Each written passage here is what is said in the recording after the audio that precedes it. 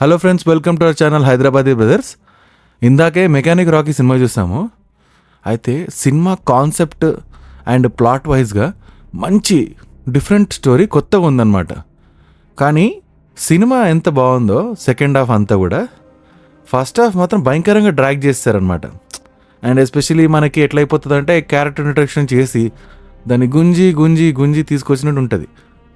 ఇది యాక్చువల్గా కరెక్ట్గా తీస్తే 1.5 hours సినిమా, 1.5 hour సినిమాకి సూపర్ హిట్ టాక్ వచ్చేది.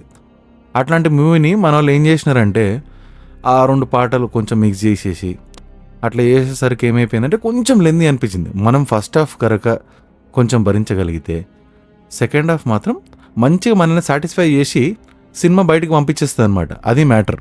స్టోరీ విషయానికి వస్తే మాత్రం మనకి ట్రైలర్లో చూపించిన విధంగానే హీరో ఒక మెకానిక్ షెడ్, ఆ మెకానిక్ షెడ్కి ఒక ప్రాబ్లము, దానికి ఒక విలన్.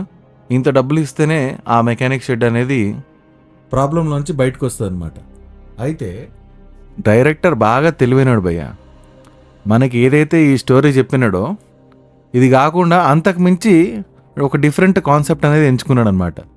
మనకి ట్రైలర్లో చూపించిందంత ఒకటి, సినిమాలో సెకండ్ హాఫ్లో జరిగేదంతా ఒకటి అనమాట. ఇంట్రెస్టింగ్ ప్లాటే, నేనేమి ఇది నెగిటివ్ సెన్స్లో మాట్లాడట్లేదు. బికాజ్ ఫస్ట్ హాఫ్ అంతా చాలా బోరింగ్ అయిపోయి క్యారెక్టర్ ఇంట్రొడక్షన్లు అన్నీ చేసుకొని ప్లాట్లో మనకి అర్థమయ్యే విధంగా ఏ విధంగా కూడా స్కోప్ లేదనమాట. సెకండ్ హాఫ్ నుంచి మెల్లగా స్టోరీ అన్ఫోల్డ్ చేయడం స్టార్ట్ అవుతుంది అనమాట. సో అదే డైరెక్టర్ కొంచెం తెలివిగా ప్లాన్ చేసుకున్నాడు. కాకపోతే ఏంటంటే కొంచెం షార్టర్ వర్షన్ చేయాల్సింది. 2.5 hours is like too much. ఒక 30 minutes యాక్చువల్గా స్ట్రైట్ కట్ చేసేయచ్చు. బికాస్ క్రిస్ప్ కట్ చేస్తే మాత్రం ఈ స్క్రిప్ట్కి 2 hours కరెక్ట్ సరిపోతుంది. అండ్ సినిమా మంచిగా ఆడేది అసలు. అంటే ఇప్పుడు ఆడుతుందో తెలియదు. కాకపోతే ఏంటంటే బాగా ఇంకా బెటర్గా అట్రాక్ట్ చేసేది జనాలని. ఫస్ట్ హాఫ్ ఇంకా కొంచెం రొటీన్ టెంప్లెట్ చూపించాలని చెప్పేసి డైరెక్టర్ ట్రై చేసాడు. అదొక్కటే మైనస్ పాయింట్. మిగిలిందంతా కూడా మనకి సెకండ్ హాఫ్ బాగానే సాటిస్ఫై చేసి ఎత్తుకున్న ప్లాట్ మంచిది. క్యారెక్టర్స్ అందరూ కూడా ఎవరి దాళ్ళది న్యాయం చేసినారు. మనం ప్రతి రివ్యూలో మాట్లాడుకున్నట్టే లిమిటెడ్ క్యారెక్టర్స్ ఉంటాయి, వాళ్ళతోనే స్టోరీ అంతా రన్ అవుతుంది. అయితే ఇందులో శ్రద్ధ శ్రీనాథ్ చాలా ఇంపార్టెంట్ రోల్ అనేది ప్లే చేస్తాడనమాట.